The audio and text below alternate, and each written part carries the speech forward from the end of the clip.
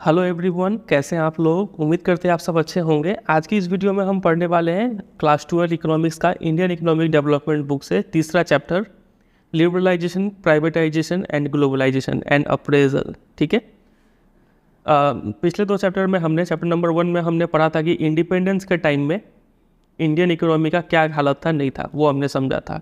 फिर उसके बाद दूसरे चैप्टर में हमने पढ़ा 1950 से लेकर, मतलब इंडिपेंडेंस के बाद से लेकर 1990 तक फर्स्ट 7 5 ईयर प्लान में क्या चीज़ हुआ क्या नहीं हुआ वो हमने देखा। अब इसके बाद का पीरियड कब है? 1991। ठीक है। इंडियन इकोनॉमी में ये ईयर काफ़ी स्पेशल माना जाता है क्योंकि इस ईयर में रिफॉर्म्स लाया गया था। रिफॉर्म्स मतलब कुछ बदलाव लाया गया था। उस बदलाव का नाम क्या है? लिबरलाइजेशन लाया गया, प्राइवेटाइजेशन लाया गया, ग्लोबलाइजेशन लाया गया। ठीक है। तो इस चैप्टर में हम समझेंगे कि ये लाने का ज़रूरत क्या था, वाई। ठीक है। ये लाया गया तो इसका मीनिंग क्या है, व्हाट, ये सबको समझेंगे डिटेल में। इसका इम्पैक्ट क्या पड़ा, पॉजिटिव इम्पैक्ट, नेगेटिव इम्पैक्ट, वो पूरा हम देखने वाले हैं इस चैप्टर में। ठीक है। इतना चीज़ पढ़ेंगे तो चैप्टर एंड हो जाएगा। चैप्टर को आराम से लाइन बाय लाइन पढ़ेंगे एनसीईआरटी बुक से, क्योंकि क्वेश्चन जो है अंदर से यहाँ पे लाइन किसी भी लाइन से बन सकता है। चलिए स्टार्ट करते हैं चैप्टर को पढ़ना। सबसे पहले है इंट्रोडक्शन पार्ट। देखिए, हमने पहले के चैप्टर्स में ये जाना है कि हम लोगों ने एक मिक्स्ड इकोनॉमिक सिस्टम फॉलो करने का सिस्टम बनाया था, है कि नहीं। मिक्स्ड इकोनॉमी हम लोग क्या कर रहे थे, सोशलिस्ट इकोनॉमी का जो बेस्ट फीचर होता है इकोनॉमिक सिस्टम का और कैपिटलिस्ट इकोनॉमिक सिस्टम का जो बेस्ट फीचर होता है, इन दोनों को कंबाइन करके हमने मिक्स्ड इकोनॉमी वाला सिस्टम को फॉलो किया था, है कि नहीं। और जो हमने पॉलिसी फॉलो किया इंडिपेंडेंस का बाद, ठीक है, 1950 से लेके 1990 के बीच में, इस पीरियड में जो हमने पॉलिसी फॉलो किया ना, उस पॉलिसी का कुछ पॉजिटिव इम्पैक्ट भी पड़ा, कुछ नेगेटिव इम्पैक्ट भी पड़ा। सबसे पहले बात करते हैं नेगेटिव इम्पैक्ट पे। ठीक है। तो कुछ स्कॉलर्स जो है, ज्ञानी लोग, वो बोलते हैं कि ये पॉलिसी जो गवर्नमेंट ने फॉलो किया ना इस 40 साल के पीरियड में, इन पॉलिसीज़ का वजह से कई सारे ऐसे रूल्स और ऐसे लॉज बन चुके हैं। ये रूल्स और लॉज ऐसे बनाए गए थे कि वो इकोनॉमी को कंट्रोल और रेगुलेट कर पाए। ये दो वर्ड पे ध्यान दीजिएगा। इस टाइम पीरियड में हमारा मेन मोटिव क्या था, जो पॉलिसी मेकर्स थे उनका मेन मोटिव था इकोनॉमी को कंट्रोल करना, रेगुलेट करना। ठीक है। तो इतना कंट्रोल और रेगुलेट किए ना कि ये क्या हो गया कि इकोनॉमी का जो ग्रोथ प्रोसेस है और जो डेवलपमेंट प्रोसेस है वो ही हैम्पर होने लग गया। ठीक है। तो ये सबसे बड़ा नेगेटिव इम्पैक्ट है इन स्कॉलर्स के मानने में। ठीक है। लेकिन वही कुछ दूसरे स्कॉलर्स भी हैं, अदर्स, जो बोलते हैं कि ये 40 साल का पीरियड में जो पॉलिसीज़ फॉलो किया गया उनका कुछ पॉजिटिव इम्पैक्ट भी पड़ा है। वो पॉजिटिव इम्पैक्ट ये है कि on the eve of independence 1947 में हमारा इकोनॉमी जो था वो लगभग स्टैगनेंट था। ठीक है। उसके बाद से इकोनॉमी में काफ़ी अच्छा ग्रोथ हुआ है, सेविंग्स में, ये पॉजिटिव इम्पैक्ट पड़ा है।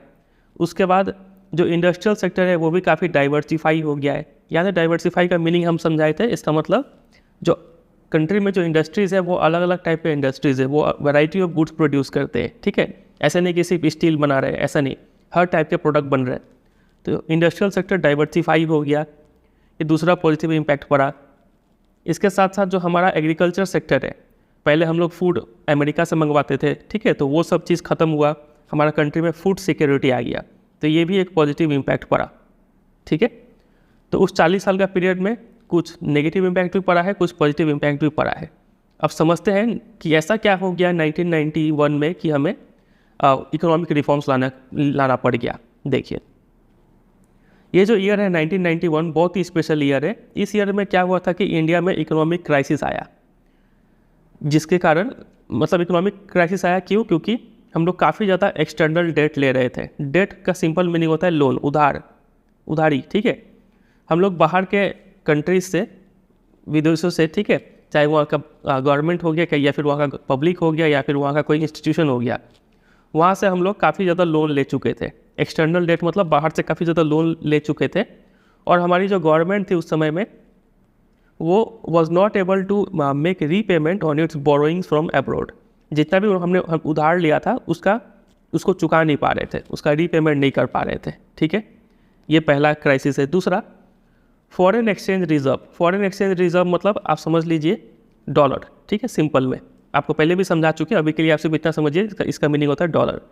हम लोग बाहर से कोई भी सामान खरीदेंगे तो हमें उस कंट्री को क्या तो उनके करेंसी में पे करना पड़ेगा या फिर डॉलर में पे करना पड़ेगा, ठीक है। डॉलर लगभग सब कंट्री एक्सेप्ट कर लेते हैं। तो फॉरेन एक्सचेंज रिजर्व हमें चाहिए होता है, कोई भी सामान को इंपोर्ट करवाएंगे तब हमें फॉरेन एक्सचेंज रिजर्व में पे करना होता है, ठीक है, डॉलर में पे करना पड़ता है। तो हमारे कंट्री में जो डॉलर था यानी फॉरेन एक्सचेंज रिजर्व था, वो यूज़ करते थे हम to import petroleum and other important items. इन डॉलर्स को यूज़ करके हम पेट्रोलियम मंगवाते थे बाहर से और भी दूसरे आइटम्स मंगवाते थे। तो ये जो फॉरेन एक्सचेंज रिजर्व है ना, ये इतना कम हो गया कि लगभग इवन अ फोर्टनाइट, सिर्फ 14 दिन तक ही ये फॉरेन एक्सचेंज रिजर्व सफिशेंट था कंट्री को चलाने के लिए, ठीक है। उसके बाद ये रिजर्व ख़त्म हो जाता, इतना हालत ख़राब था। इसके अलावा एक और चीज़ था, जो इसेंशियल गुड्स है ना, उसके प्राइसेस काफ़ी बढ़ते जा रहे थे, जिसको हम लोग बोलते हैं इन्फ्लेशन। काफ़ी ज़्यादा महंगाई हो रहा था उस समय कंट्री में। तो ये 3 क्राइसिस हमने देखा। 1991 में इंडिया कौन से इकोनॉमिक क्राइसिस से गुजर रहा था? सबसे पहला, एक्सटर्नल डेट काफ़ी ज़्यादा था, गवर्नमेंट रीपे नहीं कर पा रही थी। दूसरा, फॉरेन एक्सचेंज रिजर्व सिर्फ फोर्टनाइट तक, मतलब 2 वीक के लिए ही सफिशेंट था। तीसरा ये था कि इन्फ्लेशन रेट काफ़ी ज़्यादा बढ़ रहा था, ठीक है। तो all this led government to introduce a new set of, इन सभी रीजन का वजह से हमारी गवर्नमेंट ने क्या किया, कुछ नए पॉलिसी मेजर्स लाए, ठीक है, जिससे कि हमारा जो डेवलपमेंट करने का जो स्ट्रैटेजी है वो पूरी बदल गया, ठीक है। तो इसी चैप्टर में हम डिटेल में इन क्राइसिस को समझेंगे और देखेंगे कि गवर्नमेंट ने क्या क्या चीज़ अडॉप्ट किया, उसका इम्पैक्ट क्या पड़ा, समझे। चलिए बैकग्राउंड समझते हैं फिर से। जो फाइनेंशियल क्राइसिस आया था 1991 में, उसका जो शुरुआत है ना, वो बोल सकते हैं 1980s में हुआ था। इसके पहले का जो 10 साल का पीरियड है 1980 से लेकर 1990 तक, यहीं पे कुछ गड़बड़ हुआ है, ठीक है, जिसके कारण इम्पैक्ट इस ईयर में देखने को मिला। क्या गड़बड़ हुआ था उस समय में? देखिए, हमें पता है कि गवर्नमेंट को कंट्री चलाने के लिए, कई सारे पॉलिसीज इंप्लीमेंट करने के लिए और साथ ही साथ एडमिनिस्ट्रेशन करने के लिए गवर्नमेंट को क्या चाहिए? फंड चाहिए, ठीक है। तो गवर्नमेंट के पास पैसा आता कहाँ से है? तो 2 मेनली सोर्स यहाँ पे लिखा हुआ है। सबसे पहला आता है टैक्सेशन से, डायरेक्ट टैक्स हो, इनडायरेक्ट टैक्स हो, ठीक है, वहाँ से पैसा आता है गवर्नमेंट के पास। इसके अलावा जो गवर्नमेंट पब्लिक सेक्टर एंटरप्राइजेज है, जो गवर्नमेंट कंपनीज़ है, जो गवर्नमेंट इंडस्ट्रीज़ है, ठीक है, वो जब चलते हैं तो उनसे प्रॉफिट जनरेट होता है, तो ये प्रॉफिट से गवर्नमेंट को पैसा मिलता है, ठीक है। ये 2 तरीके से गवर्नमेंट के पास पैसा आता है। और जब क्या हो, एक्सपेंडिचर ज़्यादा हो जाए इनकम से, तो गवर्नमेंट को क्या करना पड़ता है? उधार लेना पड़ता है। अब गवर्नमेंट अपने कंट्री में भी उधार ले सकता है, बाहर के कंट्री से भी उधार ले सकता है, ठीक है। तो गवर्नमेंट कहाँ से उधार लेता है? सबसे पहला बैंक्स हो गया, रिजर्व बैंक ऑफ इंडिया से कुछ उधार लेगा, ठीक है। Also from people with in the country, आम लोगों से उधार लेगा कुछ बॉन्ड सिक्योरिटी इशू करके, ठीक है। या फिर फ्रॉम इंटरनेशनल फाइनेंशियल इंस्टीट्यूशन, बाहर से भी कुछ उधार ले सकता है। इंटरनेशनल फाइनेंशियल इंस्टीट्यूशन जैसे कि वर्ल्ड बैंक हो गया, इंटरनेशनल मॉनिटरी फंड हो गया, इन लोगों से भी गवर्नमेंट उधार लेती है, ठीक है। अब यहाँ पे एक टर्म समझिए, डेफिसिट, फिस्कल डेफिसिट। इसका मीनिंग क्या होता है?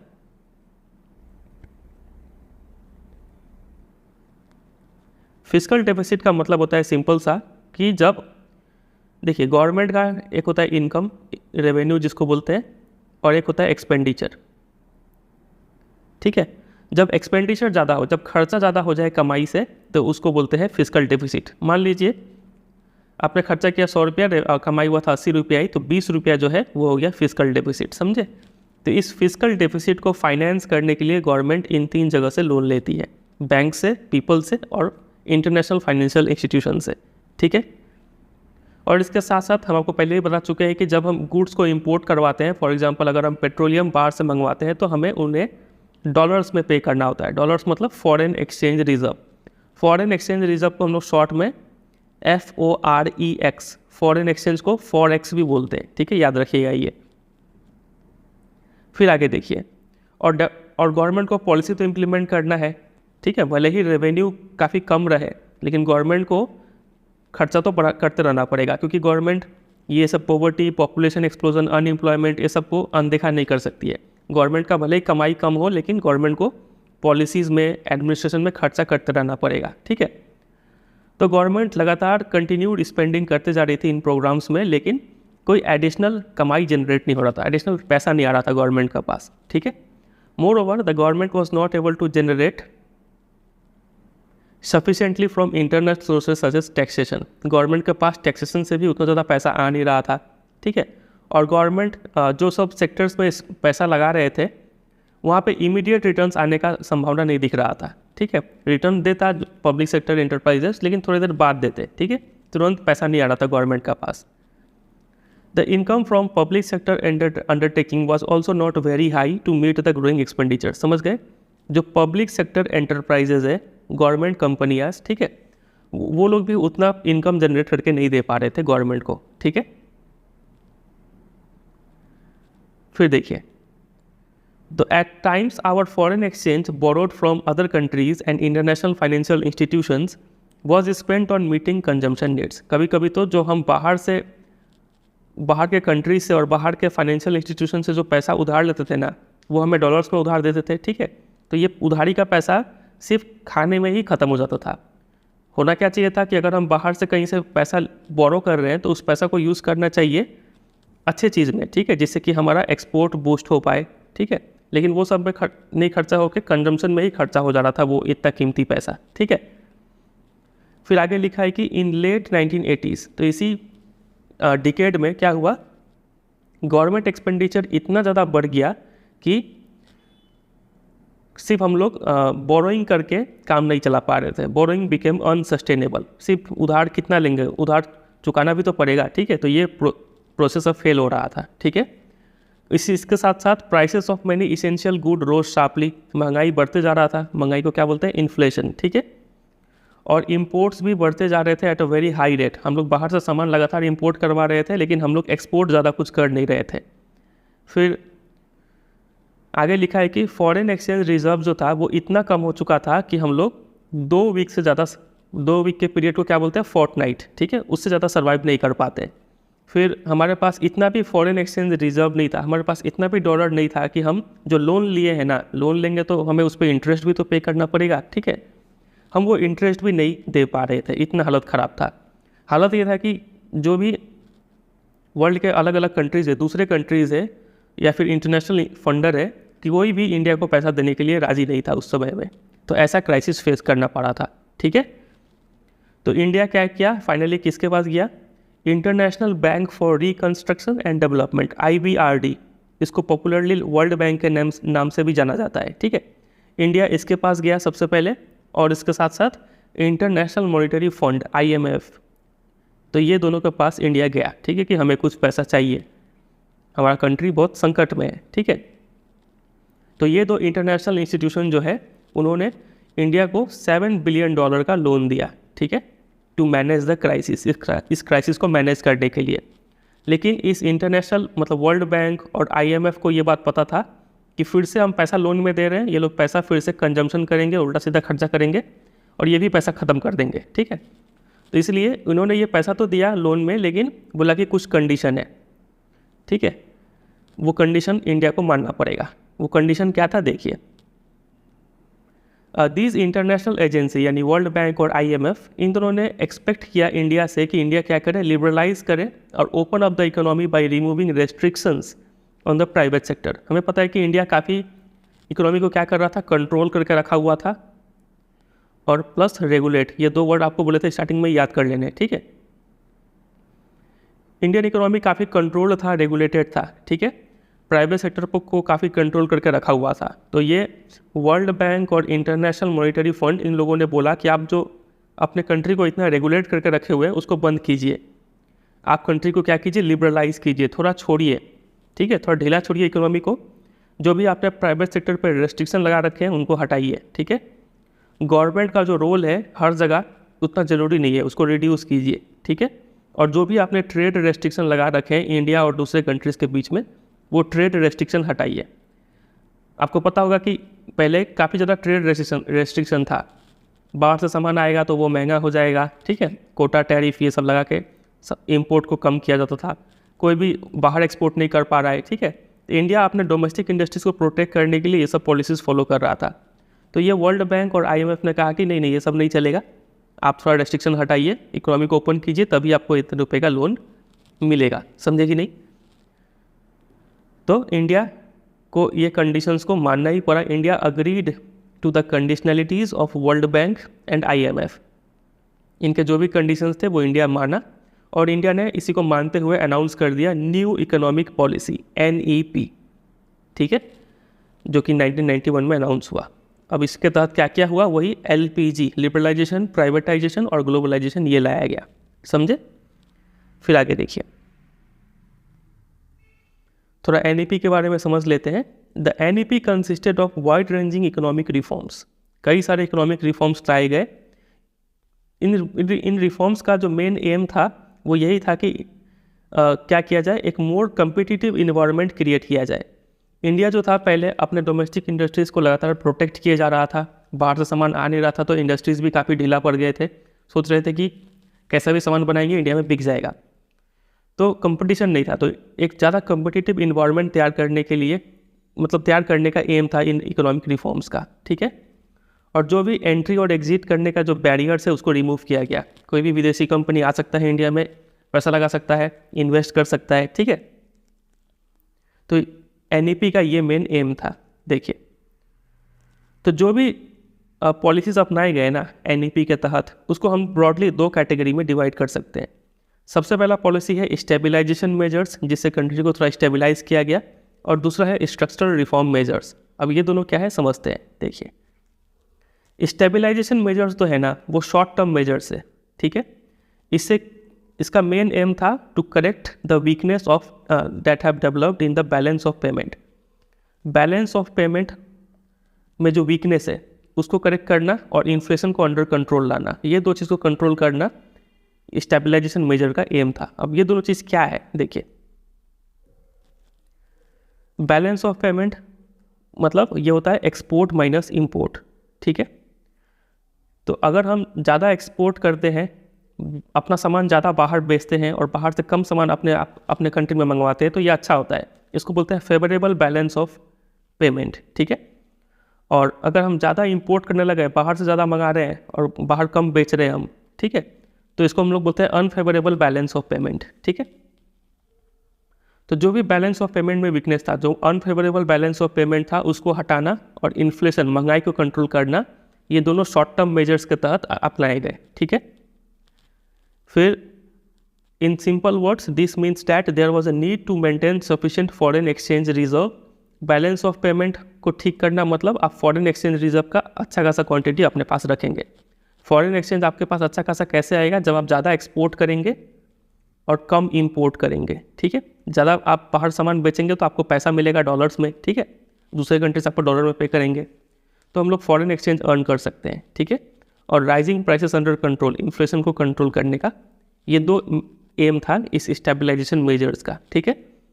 और जो दूसरा पॉलिसी था जिससे के तहत स्ट्रक्चरल रिफॉर्म मेजर्स लाया गया, अब ये क्या है, तो ये लॉन्ग टर्म मेजर्स है, ठीक है। इसका एम था to improve the efficiency of economy, ठीक है, और international competitiveness by removing the rigidities in various segment of Indian economy. Indian economy के जो अलग अलग सेगमेंट है, सेक्टर्स है, इंडस्ट्रियल सेक्टर हो गया, फाइनेंशियल सेक्टर हो गया, ठीक है, एक्सचेंज सेक्टर हो गया, तो फॉरेन एक्सचेंज सेक्टर, ठीक है। तो इन सब में जो भी रिजिडिटीज़ था, जो भी गवर्नमेंट कंट्रोल करके रखी हुई थी, उस कंट्रोल को रिमूव करना, ठीक है, ये मेन एम था इस स्ट्रक्चरल रिफॉर्म पॉलिसी का। तो गवर्नमेंट ने इनिशिएट किया variety of policies which fall under 3 heads. तो गवर्नमेंट ने इन सब पॉलिसीज़ के लिए ये 3 पॉलिसी लाया, ठीक है, लिबरलाइजेशन, प्राइवेटाइजेशन एंड ग्लोबलाइजेशन। अब ये तीनों क्या है वो समझेंगे। उससे पहले अभी तक आप काफ़ी जम्बल्ड अप हो गए होंगे, क्या क्या चीज़ याद रखे क्या नहीं रखे। देखिए, इन सब चीज़ को हम यहाँ पे समराइज कर दिए हैं।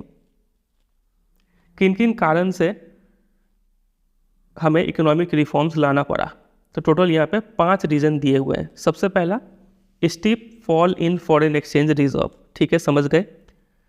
दूसरा है अनफेवरेबल बैलेंस ऑफ ट्रेड, जिसमें एक्सपोर्ट काफ़ी कम होता है इंपोर्ट से, ठीक है। तीसरा रीज़न था high burden of external debt, काफ़ी ज़्यादा लोन ले चुके थे, रीपे नहीं कर पा रहे थे, इंटरेस्ट तक नहीं दे पा रहे थे। High rate of price inflation, inflation काफ़ी ज़्यादा था। High burden of fiscal deficit in government budget, fiscal deficit हो चुका था, गवर्नमेंट रेवेन्यू जो था वो काफ़ी कम था एक्सपेंडिचर के मुकाबले। तो इन सब रीज़न से हमें इकोनॉमिक रिफॉर्म्स लाना पड़ा 1991 में, समझे कि नहीं। तो ये 5 रीज़न आप याद कर लेंगे। इस चैप्टर का जो नोट्स है, डिटेल नोट्स, वो आपको मेरे वेबसाइट पे मिल जाएगा। इंपॉर्टेंट क्वेश्चन आंसर्स भी आप मेरे वेबसाइट से जाके तैयार कर लेंगे, ठीक है। अभी आप सिर्फ समझ के छोड़ दीजिए, ठीक है। चलिए सबसे पहले लिबरलाइजेशन से स्टार्ट करते हैं। लिबरलाइजेशन का मीनिंग आप खुद ही सोचिए, इसका लिटरल मीनिंग क्या होता होगा। मतलब किसी भी चीज़ को लिबरलाइज कर देना, मतलब ढीला छोड़ना, ठीक है, उतना स्ट्रिक्ट नहीं होना। तो देखिए 1980s में कई सारे चीज़ों को लिबरलाइज किया गया, जैसे कि इंडस्ट्रियल लाइसेंसिंग ख़त्म किया गया, एक्सपोर्ट इंपोर्ट पॉलिसी को थोड़ा कम स्ट्रिक्ट बनाया गया, technology upgradation, fiscal policy, foreign investment, इन सब चीज़ों में रिफॉर्म्स लाया गया 1980s में। लेकिन जो 1991 के बाद जो रिफॉर्म्स लाया गया है ना, ये ज़्यादा कॉम्प्रिहेंसिव था। कैसे कॉम्प्रिहेंसिव था वो भी समझेंगे। रिफॉर्म्स लाया गया इंडस्ट्रियल सेक्टर में, फाइनेंशियल सेक्टर में, tax reforms, foreign exchange market reforms, trade and investment sector में क्या रिफॉर्म लाया गया है वो हम समझेंगे, ठीक है। चलिए एक एक करके को शुरू करते हैं। सबसे पहले इंडस्ट्रियल सेक्टर को देखते हैं, यहाँ पे क्या क्या बदलाव किया गया। तो हेडिंग में लिखा हुआ है डीरेगुलेट कर दिया गया। इतना जो रेगुलेट कर रहे थे उसको हटाया गया।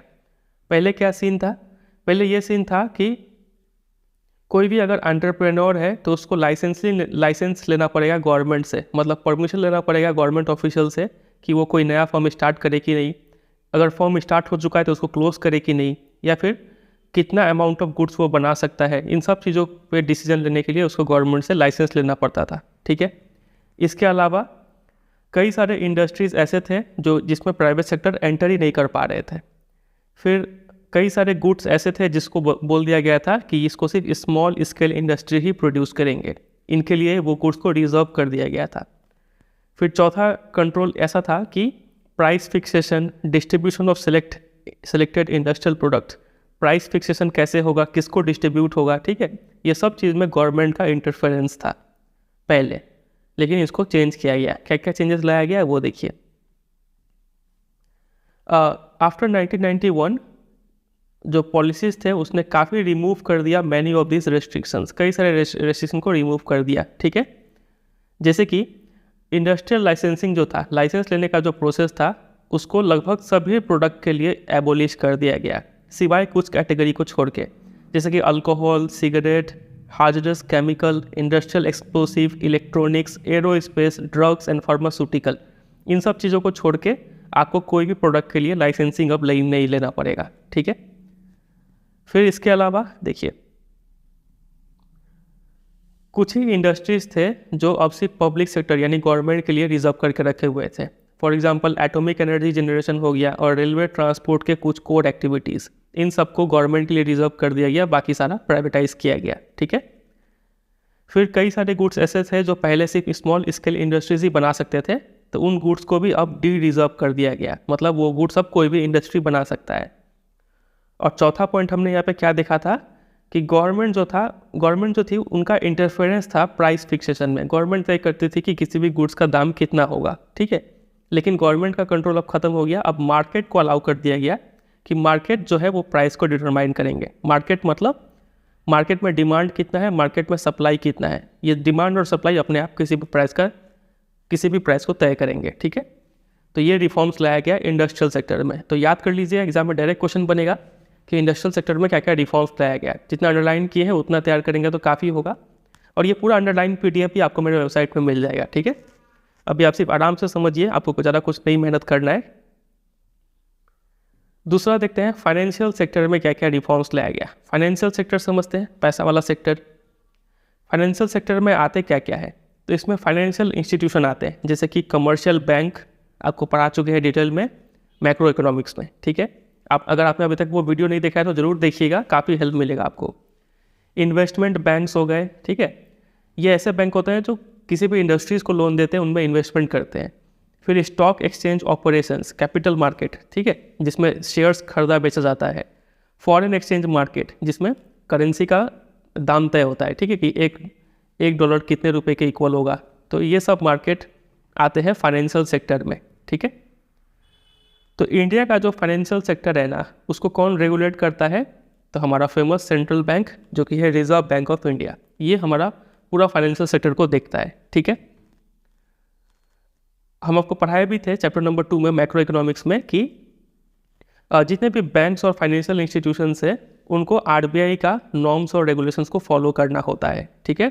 आरबीआई दो रेट्स है CRR, SLR और भी था, repo rate, reverse repo rate, इन सब के जरिए ये तय करता है कि बैंक्स अपने पास कितने रुपए रख सकते हैं और कितने रुपए लोन दे सकते हैं। ठीक है, तो नेचर ऑफ लेंडिंग, किसको लोन देना है, किस टाइप का लोन देना है, agriculture loan, house loan, personal loan, ठीक है, कैसा इंटरेस्ट रेट होगा, ये सब RBI देखता है, समझे। तो one of the major aims of financial sector reforms is to reduce the role of RBI। तो RBI का जो इतना ज़्यादा रोल था ना, इसी रोल को रिड्यूस करना था। ठीक है, फ्रॉम रेगुलेटर टू फैसिलिटेटर। हम बार बार देख रहे थे कि RBI जो है वो हर चीज़ को रेगुलेट कर रहा है। कोई भी बैंक अगर नया ब्रांच खोलना चाह रहा है तो RBI बोल रही है अरे नहीं ये मत खोलो, गलत है। ठीक है, कोई ब्रांच खुल गया, उसको बंद करना चाहती है कोई बैंक, तो RBI फिर से रेगुलेट करेगा, इसको मत बंद करो। ठीक है, तो इतना तो रेगुलेट ना करे, वो क्या करे, फैसिलिटेट करे। रेगुलेटर से फैसिलिटेटर का तरफ रोल चेंज हुआ RBI का इन रिफॉर्म्स के जरिए। ठीक है, this means that financial sector में be allowed to take decision on many matters without consulting the RBI। समझ गए। फिर आगे देखिए, तो reform policies led to the establishment of private sector bank. तो जब RBI का रोल इतना ख़त्म हुआ, फाइनेंशियल सेक्टर में रिफॉर्म्स लाया गया, तो उसका नतीजा क्या निकला, कई सारे प्राइवेट सेक्टर बैंक्स देखने को मिले। ये प्राइवेट सेक्टर बैंक इंडियन भी थे और साथ ही साथ फॉरेन भी थे। एक बताइए इंडियन प्राइवेट बैंक का नाम क्या है, तो कोई भी आप ICICI, HDFC, ये सब है। ठीक है, आगे देखिए, foreign investment limit in banks was raised to around 74%। कोई एक बैंक है, ठीक है, ये मान लीजिए पहले पूरा गवर्नमेंट कंट्रोल करके रखी हुई थी, 100% शेयर किसका था, गवर्नमेंट का था। लेकिन अब यहाँ पे अलाउ कर दिया गया कि इसमें जो फॉरेन इन्वेस्टमेंट है, विदेशी कोई इंस्टीट्यूशन है, इंडिविजुअल है, कंपनी है, गवर्नमेंट है, वो चाहे तो इस बैंक में इन्वेस्ट कर सकते हैं। कितना इन्वेस्ट, लगभग 74% तक वो लोग इन्वेस्ट कर सकते हैं। ठीक है, फिर those banks which fulfil certain condition have been given freedom to set up new branches without the approval of RBI and rationalize that existing branch network। कोई नया ब्रांच खोलना है या फिर कोई एग्जिस्टिंग ब्रांच को बंद करना है, तो उन बैंक्स को ये फ्रीडम दे दिया गया। वो कौन से बैंक्स को, वो बैंक जो कुछ कंडीशन फुलफिल कर रहे थे। सारा बैंक को ऐसा फ्रीडम देंगे तो बैंक पैसा लेके भाग जाएगी। ठीक है, तो उतना करना भी ठीक नहीं है। चलिए फिर आगे देखते हैं। दो बैंक्स को ये परमिशन दे दिया गया है कि वो इंडिया से या फिर अब्रॉड से कहीं से भी रिसोर्सेज जनरेट कर सकता है, कहीं से भी पैसा ले सकता है। लेकिन अभी भी कुछ मैनेजरियल एस्पेक्ट जो है वो RBI अपने पास रखी है, और ये रखना ज़रूरी भी है ताकि जो भी अकाउंट होल्डर्स है उस बैंक के, उनका पैसा सेफ रहे। ऐसा ना हो कि कोई बहुत ज़्यादा पैसा ले और विदेश भाग जाए, ऐसा भी नहीं होना चाहिए। ठीक है, तो कुछ हद तक RBI का कंट्रोल करना ज़रूरी भी है। Foreign institutional investors FII such as merchant bankers, mutual funds, pension fund are now allowed to invest in Indian financial market. इन सबको अलाउ कर दिया गया कि आप लोग आइए और Indian financial market, share market में इन्वेस्ट कीजिए। ठीक है, तो ये सब रिफॉर्म्स लाया गया फाइनेंशियल सेक्टर में। तो जितना अंडरलाइन किए हैं उतना तैयार कर लेंगे, काफ़ी होगा। अब आते हैं टैक्स रिफॉर्म्स। टैक्स में क्या क्या रिफॉर्म्स, चेंजेस लाया गया, देखिए। फिस्कल पॉलिसी का मतलब समझिए। सबसे पहले फिस्कल पॉलिसी मतलब जो गवर्नमेंट का रेवेन्यू है, टैक्स से आता है गवर्नमेंट के पास पैसा, और गवर्नमेंट का जो एक्सपेंडिचर करने का जो पॉलिसी है, इन सब से रिलेटेड पॉलिसी, कमाई और खर्चा करने का जो पॉलिसी होता है गवर्नमेंट का, उसको बोलते हैं फिस्कल पॉलिसी। समझ गए। टैक्स दो टाइप के होते हैं, डायरेक्ट टैक्स और इनडायरेक्ट टैक्स। डायरेक्ट टैक्स में भी दो आता है, एक होता है इनकम टैक्स, जो कि मतलब इंडिविजुअल लोगों के इनकम के ऊपर टैक्स लगता है, उसको इनकम टैक्स बोलते हैं। और दूसरा क्या हो जाएगा आपका, कॉर्पोरेट टैक्स। अगर कोई कंपनी है वो अगर कुछ प्रॉफिट कमा रही है तो उस प्रॉफिट के ऊपर टैक्स देना पड़ेगा, तो ये भी होता है डायरेक्ट टैक्स। ठीक है, देखिए, direct taxes consist of taxes on income of individuals as well as profits of business enterprises. समझ गए। 1991 से ही क्या किया जा रहा है, लगातार जो टैक्स रेट है उसको कम किया जा रहा है ऑन इंडिविजुअल। ठीक है, क्यों, क्योंकि ये माना गया था कि ज़्यादा टैक्स रेट अगर रहेगा तो लोग अपना इनकम को छिपाएंगे, टैक्स इवेशन करेंगे और सही से टैक्स नहीं देंगे। और अगर हम टैक्स रिड्यूस कर देते हैं तो कोई भी लोग अपना टैक्स इजीली पे कर पाएंगे। ठीक है, क्योंकि ज़्यादा महंगा नहीं पड़ेगा उनके लिए। उसी तरीके से जो कॉर्पोरेट टैक्स था, कॉर्पोरेशन टैक्स, वो भी काफ़ी हाई था, तो उसको भी ग्रेजुअली रिड्यूस किया गया। ठीक है, तो ये रिफॉर्म्स लाया गया डायरेक्ट टैक्स में। इनडायरेक्ट टैक्स में भी कुछ रिफॉर्म्स था। देखिए इनडायरेक्ट टैक्स में क्या रिफॉर्म लाया गया, यहाँ पे लिखा हुआ है establishment of common national market for goods and commodities. इन सब चीज़ पे डिस्कशन चल रहा था कि पूरे कंट्री में बहुत सारा टाइप का इनडायरेक्ट टैक्स है, एक ही टाइप का टैक्स होना चाहिए। तो डिस्कशन करते करते फाइनली 2016 में इंडियन पार्लियामेंट में एक लॉ पास किया जिसके तहत goods and services tax act 2016 ये आया। ठीक है, इसके आने से क्या हो गया, जितने भी इनडायरेक्ट टैक्स सिस्टम है ना वो यूनिफाई हो गए, सिंप्लीफाई हो गए। ठीक है, सारा टैक्स पहले जीएसटी आने से पहले ये सब टाइप का टैक्स देना पड़ता था, वैट हो गया, service tax, excise duty, sales tax, इन सब को हटा के अब जीएसटी आ गया। ठीक है, तो सिंप्लीफाई कर दिया गया और सारे टैक्स को यूनिफाई कर दिया गया। समझे ये दो वर्ड। चलिए, और जीएसटी कब से इफेक्ट में आया, तो जुलाई 2017 से। तो इसके आने से गवर्नमेंट का जो रेवेन्यू है वो भी अब काफ़ी अच्छा जनरेट हो रहा है जीएसटी के आने के बाद से। टैक्स इवेशन काफ़ी कम हो चुका है और पूरा कंट्री में one nation one tax and one market ये क्रिएट हो चुका है। Another component of reform in this area is simplification. GST आने के बाद चीज़ काफ़ी सिंप्लीफाई हो चुके हैं। ठीक है, और in order to encourage better compliance on the part of tax payers many procedures have been simplified और रेट भी काफ़ी रिड्यूस कर दिया गया है। तो ये सब कुछ रिफॉर्म्स है और इनडायरेक्ट टैक्स में। समझे, तो एग्जाम में इसके ऊपर क्वेश्चन बनता है कि इन जीएसटी कौन सा टैक्सेस को सब्ज्यूम कर लिया, कोई एक टैक्स का नाम बताइए। तो चारों का ही नाम आप याद रखें, जितना पूछेगा आप लिख देंगे। ठीक है, ये क्वेश्चन हम इंपॉर्टेंट क्वेश्चन आंसर में भी इंक्लूड किए, वहाँ से भी आप देख सकते हैं। चलिए अब आते हैं अगले सेक्टर पे जो कि है foreign exchange reforms. Foreign exchange में क्या रिफॉर्म्स लाया गया, देखिए 1991 में सबसे पहले इसमें रिफॉर्म्स लाने का मकसद ये था कि जो भी बैलेंस ऑफ पेमेंट का क्राइसिस है उसको ख़त्म किया जाए। बैलेंस ऑफ पेमेंट का क्राइसिस मतलब जो भी डॉलर का कमी है, ये कितने दिन के लिए सफिशिएंट था, 14 डेज़ के लिए। 14 डेज 2 वीक्स बोलिए या फिर फोर्टनाइट बोलिए, सबका मीनिंग एक ही है, समझ रहे। तो इस क्राइसिस को इतना डॉलर का कमी था, इसको ख़त्म करने के लिए क्या रिफॉर्म लाया गया, देखिए रूपी को डी वैल्यू कर दिया गया। डी वैल्यू मतलब देखिए पहले क्या था कि $1 जो था ना वो लगभग मतलब 22-23 रुपये के इक्वल था, 22-23 अप्रॉक्स, मतलब 22-23 रुपये में ही $1 आ जाता था। लेकिन अभी क्या हो गया है, $1 जो है वो लगभग 80 रुपीज़ है कि नहीं। अभी 80 रुपया पे करना पड़ता है $1 के लिए। तो हम बोल सकते हैं पैसा का वैल्यू जो है वो कम गया है अभी। पहले ये वैल्यू कौन तय कर रहा था, गवर्नमेंट तय करती थी।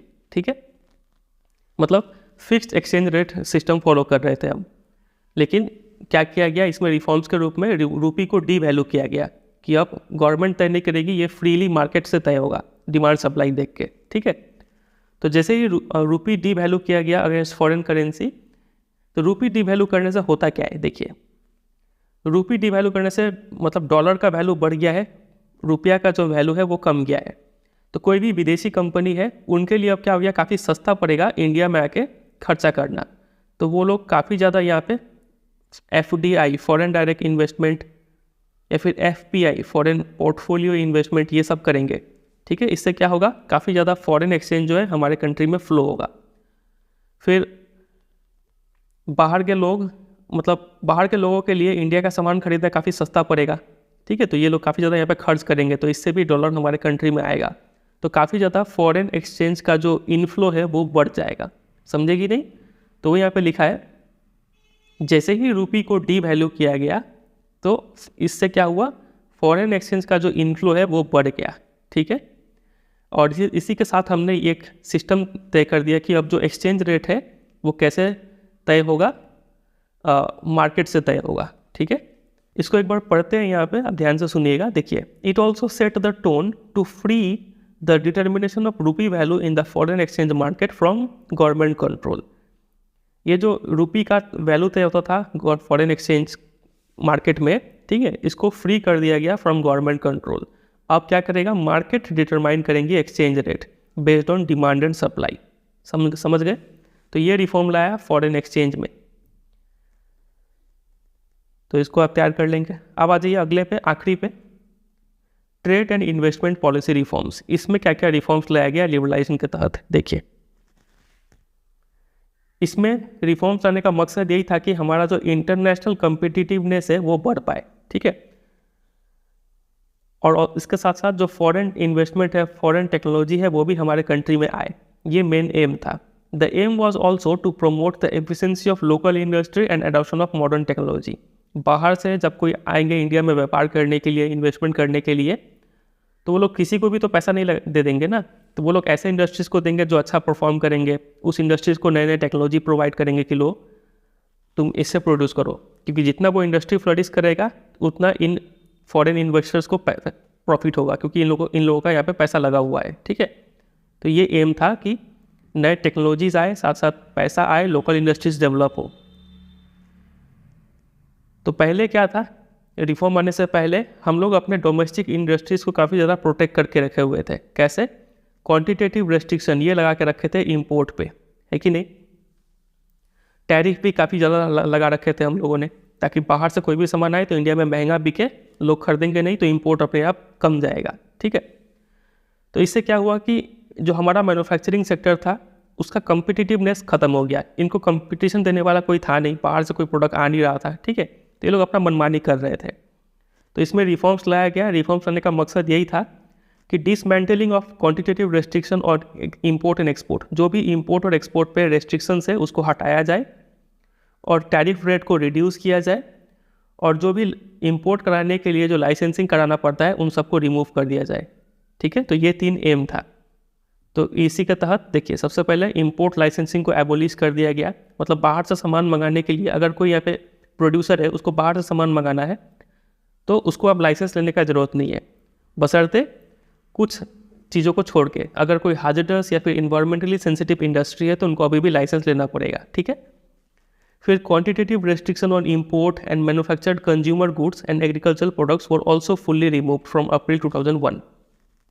इन सब पे क्वांटिटेटिव रेस्ट्रिक्शन हटा दिया गया, मतलब कोई भी चाहे कितना भी सामान मंगा सकता है।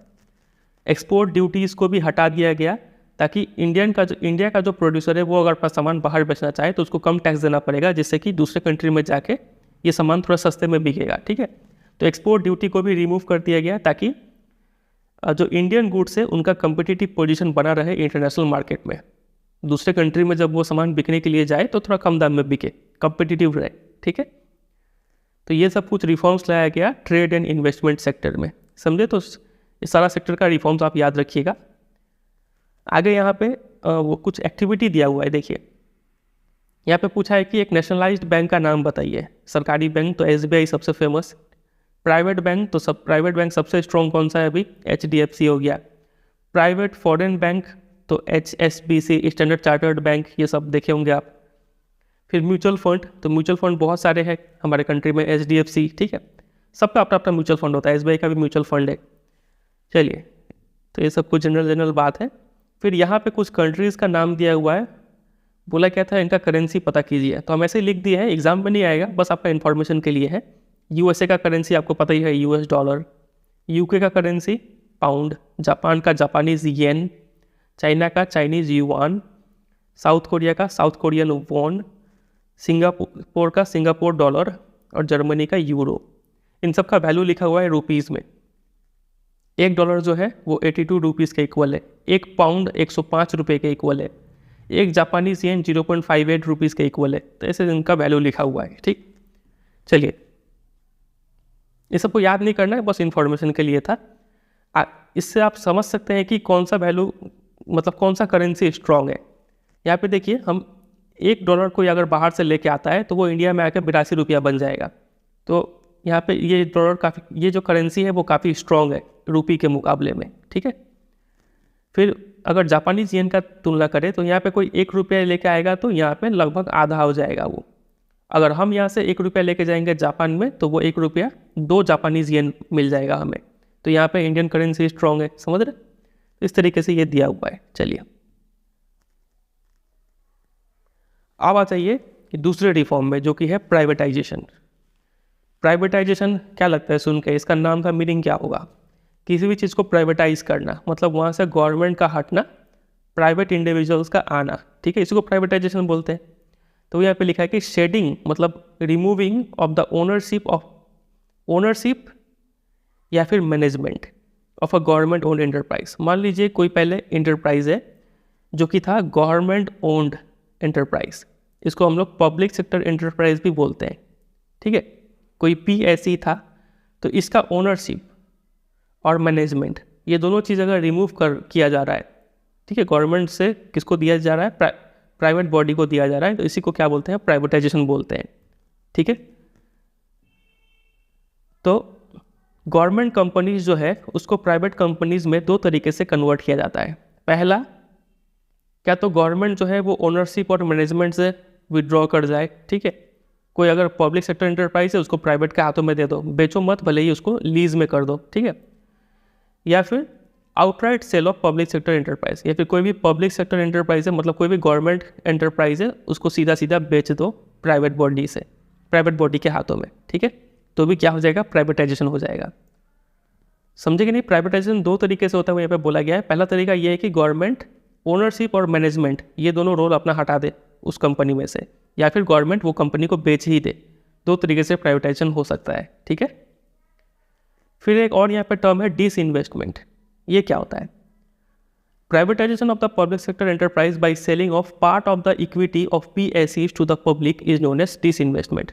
एक मान लीजिए कोई सरकारी यहाँ पे गवर्नमेंट इंडस्ट्री था, गवर्नमेंट इंडस्ट्री या फिर गवर्नमेंट ओन्ड इंटरप्राइज या फिर पब्लिक सेक्टर एंटरप्राइज, जो भी बोल लीजिए आप, ठीक है। ये 100% पहले गवर्नमेंट के हाथों में था। अब गवर्नमेंट ने बोल लिया कि नहीं, कोई कुछ प्राइवेट बॉडी को भी लाओ इसमें, तो हो सकता है अब गवर्नमेंट का शेयर 90% रह जाए और 10% शेयर प्राइवेट बॉडी ने होल्ड करके रखा हुआ है। तो यहाँ पे 10% शेयर जो गवर्नमेंट ने बेच दिया ना, इस बेचने का प्रोसेस को क्या बोलते हैं, डिसइन्वेस्टमेंट बोलते हैं। समझे कि नहीं, डिसइन्वेस्टमेंट और प्राइवेटाइजेशन मीनिंग डिफरेंस समझिएगा। प्राइवेटाइजेशन मतलब ओनरशिप और मैनेजमेंट से गवर्नमेंट का हटना, ठीक है, और प्राइवेट बॉडी का आना, इसको बोलते हैं प्राइवेटाइजेशन। लेकिन डिसइन्वेस्टमेंट में क्या होता है, डिसइन्वेस्टमेंट में ओनरशिप और मैनेजमेंट का कोई रोल नहीं है। डिसइन्वेस्टमेंट में मतलब सिर्फ कुछ गवर्नमेंट का जो शेयर है उसको सेल करना। इसमें सेल वर्ड जो है वो ज़्यादा इंपॉर्टेंट है। सेल किया जाता है प्राइवेट बॉडी को, इसको बोलते हैं डिसइन्वेस्टमेंट। समझ रहे हैं कि नहीं, तो डिसइन्वेस्टमेंट टर्म याद रखिएगा, इसका डेफिनेशन डायरेक्ट एग्जाम में पूछते हैं, इसको डिफाइन करने को बोलते हैं। फिर आगे देखिए, डिसइन्वेस्टमेंट करने का एम क्या होता है। तो सबसे पहला एम ये है कि टू इम्प्रूव फाइनेंशियल डिसिप्लिन। कोई भी गवर्नमेंट कंपनी को अगर प्राइवेटाइज किया जा रहा है, इसका मतलब ये गवर्नमेंट कंपनी पहले से काफ़ी चौपट रहा होगा, लॉस दे रहा होगा गवर्नमेंट को, गवर्नमेंट से संभाल नहीं रहा होगा, तभी तो उसको प्राइवेट बॉडी के हाथों में छोड़ा जा रहा है कि नहीं। तो इससे फाइनेंशियल डिसिप्लिन इम्प्रूव होगा, पैसा सही जगह पे खर्च होगा, ठीक है, लॉस थोड़ा कम होगा, प्रॉफिट बढ़ेगा। फैसिलिटेट मॉडर्नाइजेशन, प्राइवेट थोड़ा इफिशिएंट बना जाता है, ये लोग मॉडर्नाइजेशन करेंगे, नए नए टेक्नोलॉजी को अडॉप्ट करेंगे, ठीक है। तो ये एम होता है डिसइन्वेस्टमेंट करने का। इसके अलावा ये भी यहाँ पे इमेजिन या फिर बिलीव किया जाता है कि जो प्राइवेट कैपिटल और मैनेजरियल कैपेबिलिटीज़ है उसको अच्छे से यूटिलाइज करके जो PSUs है इसका परफॉर्मेंस को इम्प्रूव किया जा सके। तो इस मोटिव से भी कई सारे PSUs को डिसइन्वेस्टमेंट करते हैं। समझे कि नहीं। फिर आगे देखिए, कुछ और भी मोटिव होता है। गवर्नमेंट ये भी बिलीव करती है, इनविसेज मतलब इमेजिन या फिर बिलीव करना, कि प्राइवेटाइजेशन से क्या होगा, strong impetus to the inflow of FDI, मतलब जो फॉरेन डायरेक्ट इन्वेस्टमेंट है, जो बाहर की विदेशी कंपनियां हैं वो इंडिया के जो कंपनीज है इसमें डायरेक्ट पैसा लगाएंगे, FDI बढ़ेगा, ठीक है, अगर प्राइवेटाइजेशन होगा तो। ये भी एक मोटिव है प्राइवेटाइजेशन करने का। तो ये हमने देख लिया कुछ मोटिव्स प्राइवेटाइजेशन करने का या फिर डिसइन्वेस्टमेंट करने का। फिर गवर्नमेंट कई सारे ऐसे PSU भी है ना जो क्या कर रहे हैं, ऑलरेडी प्रॉफिट दे रहे हैं, अच्छा काम कर रहे हैं हमारे कंट्री में, ठीक है। तो गवर्नमेंट ऐसे PSUs को आइडेंटिफाई करते हैं और इनका एफिशिएंसी को और बढ़ाने के लिए गवर्नमेंट इनको क्या कर देते हैं, ऑटोनॉमी यानी छूट देते हैं कि तुम अब अपना मर्जी से काम करो। तो ऑटोनॉमी इनको छूट मिलता है इन टेकिंग मैनेजरियल डिसीजन, कोई भी डिसीजन हो वो ले सकते हैं, ये खुद गवर्नमेंट से कंसल्ट नहीं करना पड़ेगा। तो वो PSUs जो काफ़ी अच्छा परफॉर्म कर रहे हैं, गवर्नमेंट को प्रॉफिट कमा के दे रहे हैं, तो उनको सबसे पहले बेनिफिट ये मिलता है कि उनको मैनेजरियल डिसीजन में काफ़ी ज़्यादा ऑटोनॉमी मिल जाता है। इसके साथ साथ एक बेनिफिट और भी मिलता है, गवर्नमेंट उनको महारत्ना या फिर नवरत्ना या फिर मिनी रत्ना का स्टेटस भी देती है। अब ये तीनों चीज़ क्या है, चलिए इस बॉक्स में लिखा हुआ है उसको समझते हैं, इसके ऊपर भी क्वेश्चन आता है।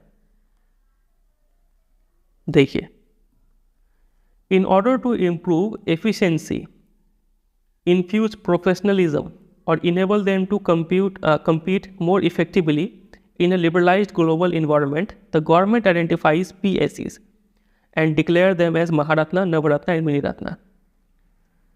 इफ़िशेंसी बढ़ाने के लिए, प्रोफेशनलिज्म लाने के लिए और इस लिबरलाइज्ड ग्लोबल इन्वायरमेंट में compete करने के लिए, ठीक है, गवर्नमेंट क्या करती है, ऐसे PSEs को आइडेंटिफाई करती है और उनको डिक्लेयर कर देती है ये जो मान लीजिए कोई एक पर्टिकुलर कंपनी है, ये महारत्ना है, ये कोई पर्टिकुलर कंपनी है, ये नवरत्ना है, ये कोई पर्टिकुलर कंपनी है, ये मिनी रत्ना है, ठीक है।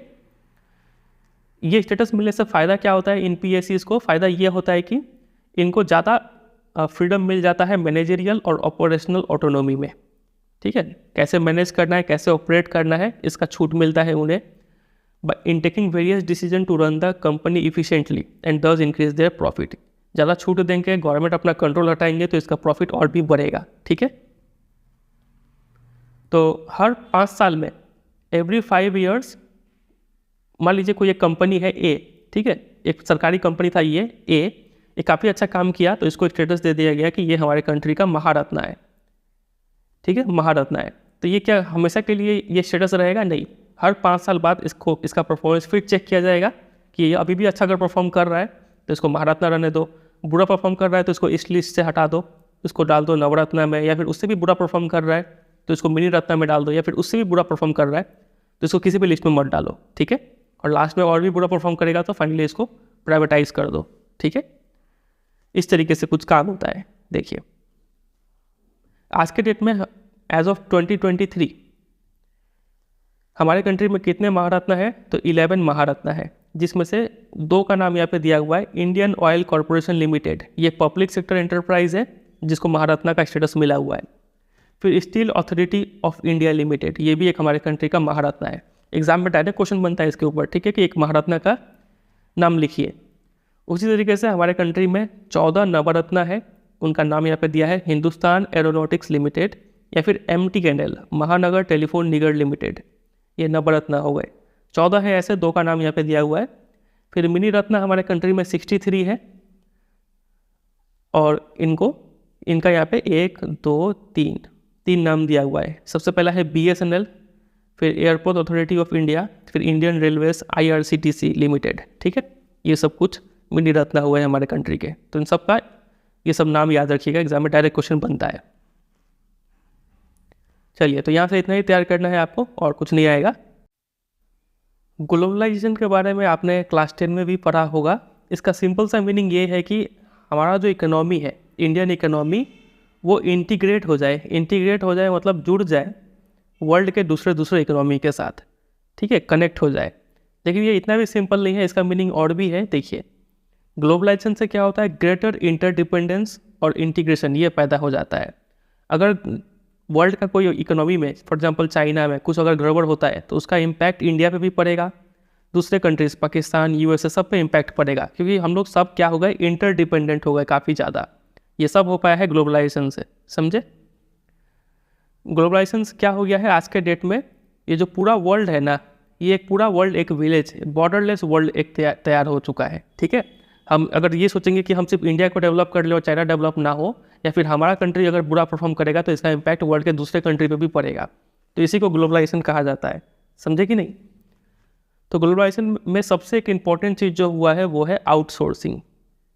आउटसोर्सिंग क्या होता है, इसका मतलब होता है कि अपना काम कोई दूसरे कंट्री में करवा लेना, क्योंकि वहाँ पे वो काम सस्ते तरीके से हो सकता है, समझे। तो वो यहाँ पे लिखा है कि in outsourcing a company hires regular service from external sources. External sources खासकर से दूसरे कंट्रीज से ही होते हैं, मतलब कोई एक कंपनी जो है वो दूसरे कंट्रीज से अपना सर्विस ले लेता है, ठीक है। पहले ये काम प्रोवाइडेड इंटरनली अपने कंट्री में ही हो जाता था, या फिर अपने कंपनी के अंदर ही हो जाता था। फॉर एग्जांपल लीगल एडवाइस हो गया, computer service, advertisement, security is provided by respective department of the company. देखिए, पहले मान लीजिए ये USA का कोई कंपनी है, पहले इसको ये सब काम करवाना था, कॉल सेंटर का काम जो भी है, लीगल एडवाइस का काम। अब ये काम क्या कर रहा है, पहले ये सब काम अपने कंट्री के ही अपने कंपनी के ही अलग अलग डिपार्टमेंट से करवा लेता था, ठीक है। अपने कंट्री के अंदर। लेकिन ग्लोबलाइजेशन होने का बाद आउटसोर्सिंग होने लगा। इस कंपनी ने देखा कि यहाँ इंडिया जैसे कंट्री में कई सारे लोग मतलब लीगल एडवाइस देते हैं काफ़ी कम दाम में और काफ़ी अच्छे क्वालिटी के, तो ये कंपनी क्या करेंगे, यहाँ से ये इनको कुछ पैसा दे के ये काम करवा लेंगे। ठीक है, तो इसी को कहा जाता है आउटसोर्सिंग। और ये काम करवा ले पा रहे हैं, इसके पीछे रीज़न क्या है? रीज़न है इंटरनेट। ठीक है, जो इंफॉर्मेशन टेक्नोलॉजी जो आ चुका है ना, आईटी इंडस्ट्री, इसके तहत ही तो ये काम हो पा रहा है कंप्यूटर का हेल्प से, क्योंकि यहाँ पे बैठे हुए लोग रियल टाइम में यहाँ पे अपना काम करवा ले पा रहे हैं। समझ रहे? तो आउटसोर्सिंग होने का मेन रीज़न यही है, डेवलपमेंट ऑफ इंफॉर्मेशन टेक्नोलॉजी। समझे कि नहीं? कई सारे जो वॉइस बेस्ड प्रोसेसेस है, जिसको बिजनेस प्रोसेस आउटसोर्सिंग कहा जाता है, कॉल सेंटर्स, ठीक है, फिर रिकॉर्ड कीपिंग हो गया, इसके अलावा accountancy, banking service, music recording, film editing, book transcription मतलब translation, clinic advice, even teaching, ये सब चीज़ को आउटसोर्स कराया जा रहा है by companies in develop countries to India. जो डेवलप कंट्रीज के जो कंपनी है वो इंडिया से ये सब काम करवा ले रहे हैं पैसा दे के। समझे कि नहीं? तो इसी को आउटसोर्सिंग कहा जाता है। इससे दोनों का फ़ायदा है, इन कंपनी को सस्ता पड़ रहा है, क्वालिटी अच्छा मिल रहा है, इंडिया में एम्प्लॉयमेंट जनरेट हो रहा है, फॉरेन एक्सचेंज आ रहा है। समझे?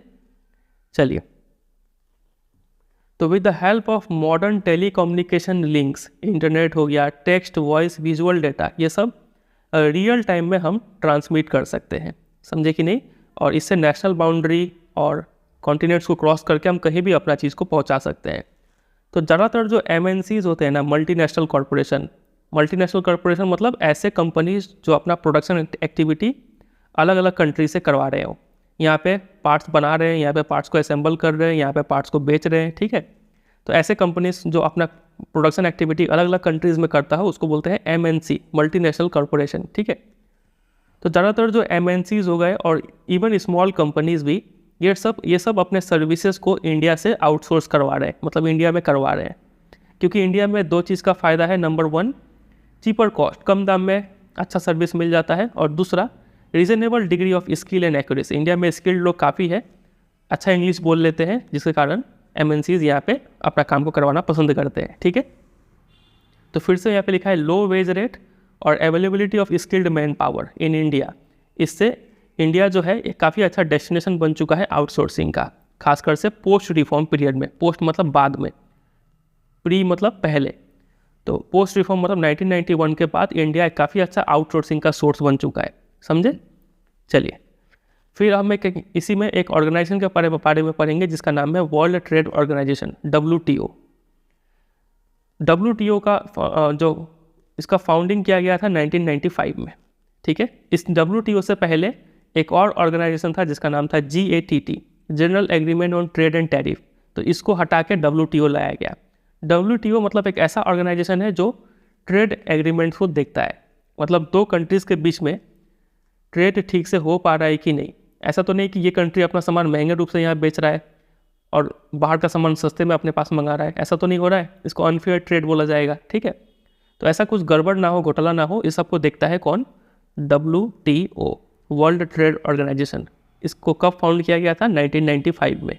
इससे पहले कौन सा ऑर्गेनाइजेशन था? तो GATT। याद रखेंगे इतना बात। चलिए, अब WTO का कुछ और भी फंक्शंस है, वो क्या क्या है देखिए। सबसे पहला, WTO is expected to establish a rule-based trading regime in which nations cannot place arbitrary restrictions on trade। एक rule based trading system develop होगा कि ये कंट्री अगर इतना छूट दे रहा है दूसरे कंट्री को, तो दूसरा कंट्री को भी छूट देना पड़ेगा।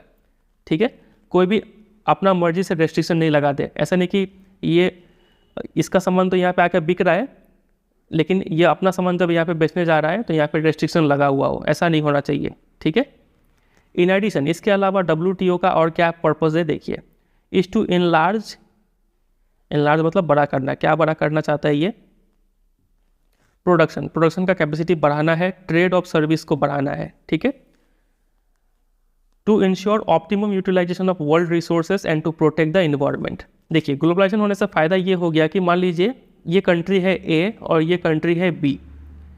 यहाँ पे मान लीजिए कोई एक प्रोडक्ट 1 बना रहे हैं, यहाँ पे कोई एक प्रोडक्ट 2 बना रहे हैं। अगर ग्लोबलाइजेशन नहीं होता तो इसको दोनों प्रोडक्ट 1-2 अपने पास ही बनाना पड़ता और इसको भी 1-2 अपने पास ही बनाना पड़ता है कि नहीं। लेकिन और मान लीजिए कि 1 को बनाना ए के लिए सस्ता पड़ता है लेकिन 2 को बनाना महंगा पड़ता है, उसी तरीके से बी के लिए 2 सस्ता पड़ता है लेकिन 1 महंगा पड़ता है। तो अगर ग्लोबलाइजेशन नहीं होता तो दोनों को कुछ ना कुछ लॉस का सामना करना पड़ता, लेकिन ग्लोबलाइजेशन होने का बाद ए जो है वो अपना सारा रिसोर्स 1 को बनाने में यूज़ करेगा, क्योंकि ए जो है 1 काफ़ी अच्छा बना सकता है। उसी तरीके से बी अपना सारा रिसोर्स 2 को बनाने में यूज़ करेगा, क्योंकि बी 2 काफ़ी अच्छे तरीके से बना सकता है। और फिर बना के ये अगर ग्लोबलाइजेशन हो गया तो ये 1 जो है इसको बेच देगा, ये 2 इसको बेच देगा, सामान मिल गया दोनों को। तो इससे क्या हुआ, रिसोर्स जो वर्ल्ड रिसोर्स है ना उसका काफ़ी अच्छा यूटिलाइजेशन हुआ। जो कंट्री अपने अंदर सबसे अच्छा चीज़ जो प्रोड्यूस कर सकता है काफ़ी कम दाम में, वो कंट्री प्रोड्यूस करेगा। जो चीज़ नहीं प्रोड्यूस कर पा रहा है वो दूसरे कंट्री से इंपोर्ट करवा लेगा, ठीक है।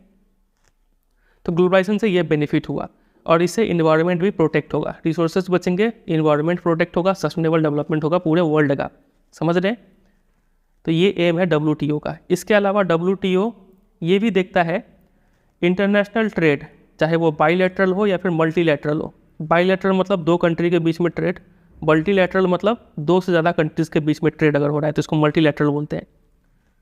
तो इन सब ट्रेड को वो फैसिलिटेट करता है, कैसे, बाय रिमूविंग टैरिफ। कोई भी कंट्री अगर टैरिफ लगाया है तो WTO बोलता है हटाओ टैरिफ, ठीक है। नॉन टैरिफ बैरियर है तो उसको भी बोलता है हटाओ, ठीक है। जैसे कि कोटा हो गया उसको बोलता है हटाओ। और providing greater market access to all member country, वो सभी कंट्री जो WTO के मेंबर है, ठीक है, इन सब मेंबर कंट्रीज़ को ज़्यादातर मार्केट मतलब प्रोवाइड करता है, क्योंकि जितने कंट्रीज़ ये सब रेस्ट्रिक्शन हटा कर रखेंगे दूसरा कंट्रीज़ को उतना ही मौका मिलेगा उन सब कंट्रीज़ में सामान बेच पाने का, ठीक है। तो ये सब कुछ एम है WTO का। तो इंडिया भी WTO का मेंबर है, ठीक है।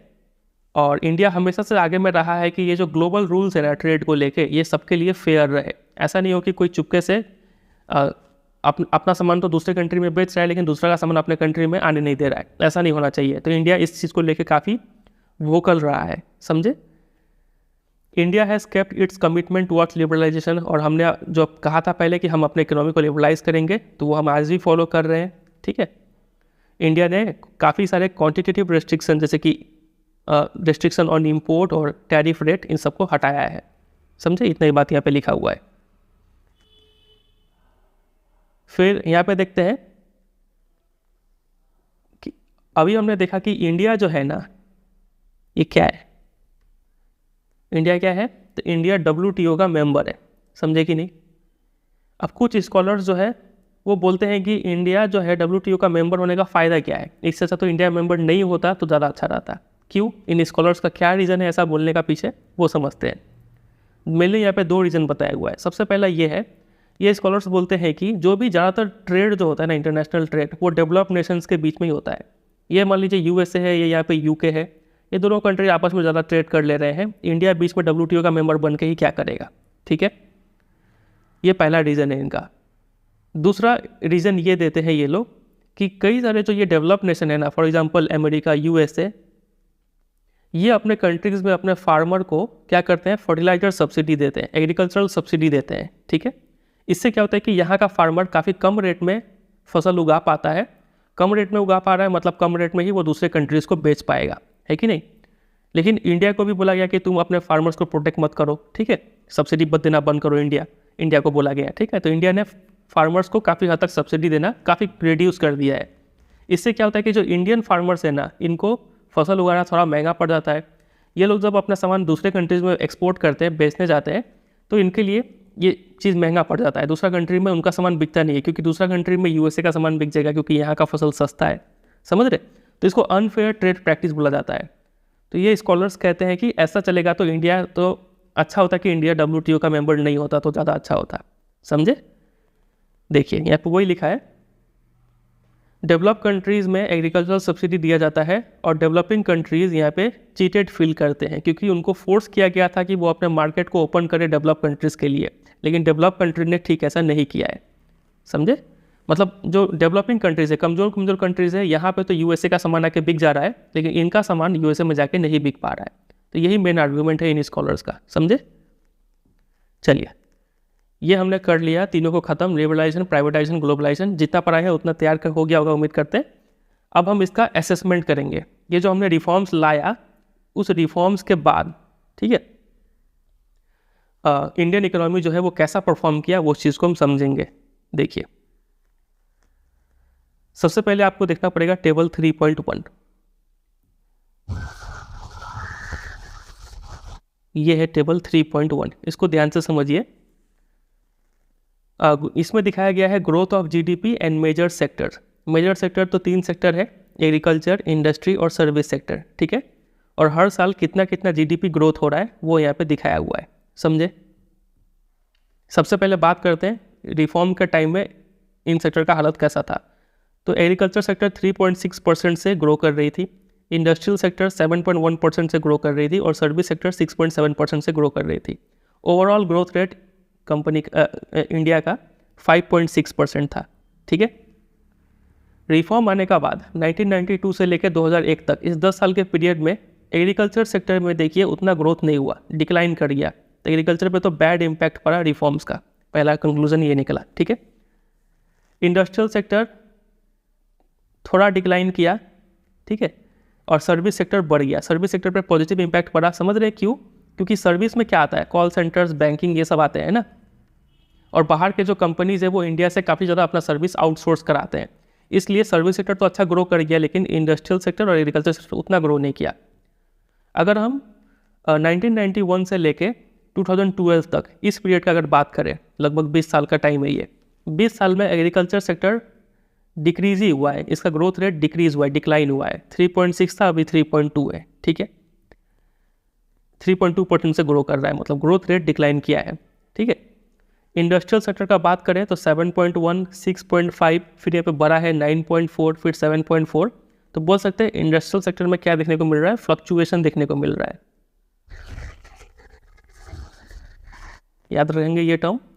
एग्रीकल्चर सेक्टर डिक्रीज हुआ है ग्रोथ रेट, इंडस्ट्रियल सेक्टर में फ्लक्चुएशन देखने को मिल रहा है, और सर्विस सेक्टर में ग्रोथ रेट इंक्रीज हुआ है। 6.7, 8.2, 7.8, 10, काफ़ी अच्छा से ग्रो किया है सर्विस सेक्टर। और अगर ओवरऑल जीडीपी का बात करें तो 5.6, 6.4 जीडीपी ग्रोथ रेट बढ़ा है, 7.8 फिर बढ़ा है, 8.2 फिर बढ़ा है, ठीक है। तो बोल सकते हैं कि जो पोस्ट रिफॉर्म पीरियड था ना, वहाँ पे जीडीपी ग्रोथ रेट बढ़ा है। लेकिन ये जीडीपी ग्रोथ रेट को बढ़ा कौन रहा है? तो मेनली इसमें कंट्रीब्यूशन ज़्यादातर सर्विस का ही है, समझ रहे हैं। एग्रीकल्चर सेक्टर तो एकदम ही पस्त हो गया, इसका ग्रोथ रेट उतना अच्छा नहीं है। इंडस्ट्रियल सेक्टर में थोड़ा फ्लक्चुएशन देखने को मिला, लेकिन सर्विस सेक्टर काफ़ी अच्छे से ग्रो किया, जिस वजह से हमारा पूरा इकोनॉमी का जो ग्रोथ रेट है वो भी काफ़ी अच्छा दिख रहा है, डिसेंट दिख रहा है, समझे कि नहीं। तो ये जो पूरा बात आपको बताया वो बात यहाँ पे लिखा हुआ है। पोस्ट 1991 इस पीरियड के बाद इंडिया में रैपिड जीडीपी ग्रोथ देखने को मिला फॉर कंटिन्यूअस 2 डिकेड्स, 20 साल तक देखने को मिला। ग्रोथ रेट 5.6% से बढ़ के 8.2 हो गया 2012 तक, ठीक है।